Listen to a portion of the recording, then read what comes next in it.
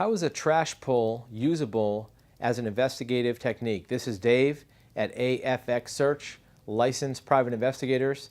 As part of surveillance or observing of a subject, a lot of times the idea comes up, we'll gather up their trash and see what's in their garbage.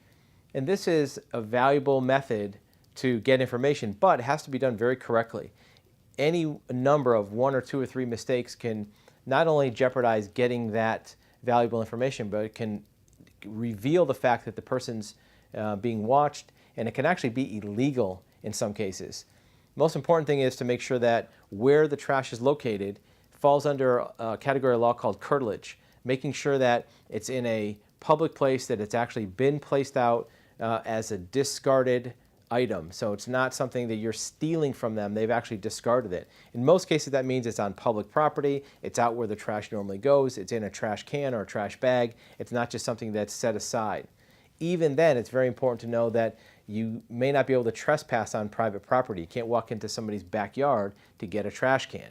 Knowing when and where you can actually retrieve trash is the first step to making sure you're not going to break the law. Because if you break the law, beyond even being prosecuted, the use of those items in any court or to develop other information a lot of times can be, you lose that trail of evidence. If you use something that comes from a trash pull, a smart attorney or investigator on the other side is going to say, well, how did you get that? And you're going to have to document the date, place, and time that that trash was pulled. And if the other side can show that it was not done legally, you're in big trouble. Once you've decided that it is a legal trash pull, you want to observe it for a couple trash cycles to see the time the trash is put out, the time that it's picked up by the garbage company or the sanitation company, to find the right time to exchange the trash. And you're right, I said exchange, because if you go too early, if the person sees that their trash is missing or they see that somebody's collecting their trash, that's not going to work. If you go too late, the garbage man's already going to pick up the trash can.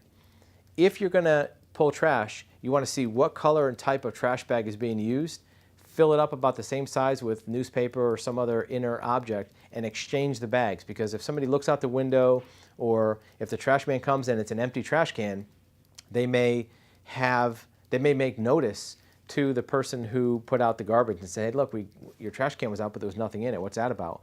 Now the homeowner is going to know that something's up and they may be suspicious. So make sure and exchange it with the same type of bag, the same type of material that's there. Matter of fact, you may want to put some real trash on top, so if for some reason the garbage man sees it's just newspaper or something that's bulk, they might become suspicious. Those are just 2 or 3 of the methods that a professional investigator is going to use to make sure that a trash pull is done legally and very expertly to get the most amount of info from it. Once the trash is pulled, then there's a whole nother scenario about how to use it properly, how to document it, how to document what order it's actually in the container to get an idea of what items were put in first, what items are put in last, and it may even help to get an idea of scheduling to pull 1 or 2 over a certain period of time to know when and where certain items are discarded. If you have questions about running a professional investigation, you can reach us at our website at afxsearch.com.